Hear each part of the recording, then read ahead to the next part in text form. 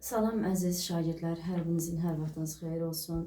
Mən sizə bugün şu təbdən qaydasını izah edəcəm. Bu qayda əslində danışıqda istifadə olunan bir qaydadır. Sadəcə olaraq artıq keçən ildən Dövlət İmtahan Mərkəzinin proqramına daxil edildi. Yəni buraxılışda istifadə oluna biləcək proqram içərisində var. Və artıq bu ildən də Dövlət İmtahan Mərkəzinin çıxartdığı toplu testlərin içərisində rast gəlinir. Xüsusən də modal feil testlərin içərisində. İndi diqqətli olaq və mən lövhədə bu testlərdən topludan da bu testlər 204, 205 və 206 testləri sizə izah edəcəm. Burada diqqət etməli olduğumuz məqamlardan biri də should'un biz modal feil kimi öyrəndik ki, should modal feil kimi necə olacaq? Üstəgəl tuzsuz feillə işlənəcək. Amma çox diqqətli olun. Should have done isə onun düsturu necədir? Should plus have və plus verb 3, verb 3. Yəni artıq burada keçmişdə baş verən peşmanlıqları ifadə edə biləcək bir hərəkətlər ifadə edir. Yəni dediyim ki, modal feili necə fərqləndirəcəksiniz? Modal feil, should üstəgəl tuzsuz feil gərək ki, məsləhət bildirir. Amma keçmişdə baş verən prosesləri, xüsusən də peşmanlıqları ifadə etdiyinə görə should üstəgəl have plus verb 3 formasında işlənəcəkdir. İnşallah burada yəni tam anlamışdınız bu qaydanı. Deməli, baxırıq variantlara.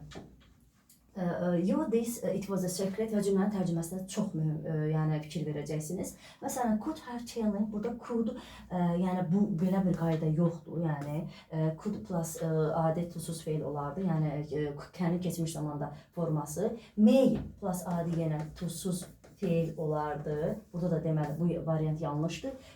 Ought to should'un sinonimi kimi istifadə olunacaq. Amma özündən sonra yenə adi feilin ilkin forması gələcəkdir. Qaldıq D variantı should have told və shouldn't have told. İki variant arasında fikir versiniz. Biri təsdiq, biri inkar. Deməli, mən cümləni tərcümə eləməliyəm ki, hansının daha doğru olduğunu anlaya bilim. It was a secret. O sir idi. Sir idisə, mən bunu gərək sənə deməli idim, yoxsa deməməli idim. Aydındır ki, sir olduğuna görə bizə nə lazımdır? İnkar bir variant. Keçirik 205-ci suala. Deməli, choose a correct variant, you more respectful to her. Yenə burada biz variantlar üzrə hərəkət edəcəyik. To-dan sonra to gələr, ought-dan sonra to gələrdi və belə bir struktur olmazdı deyə A variantı gedir.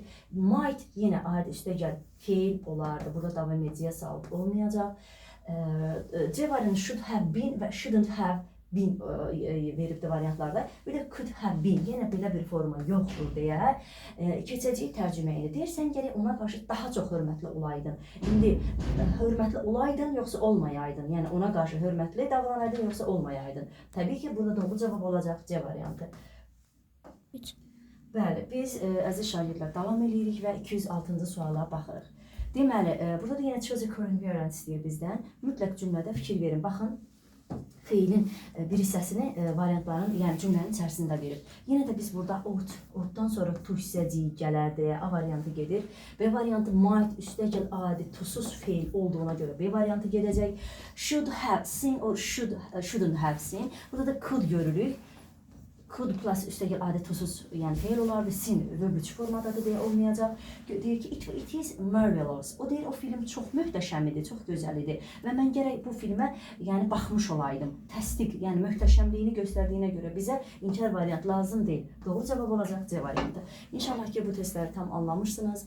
Yəni, elə çətin bir qayda yoxdur. Sadəcə olaraq düsturu biləndən sonra və modal feillə fərqini biləndən sonra əminəm ki, hər biriniz yaza biləcəksiniz. Hələlik özünüzdən müğayət olun.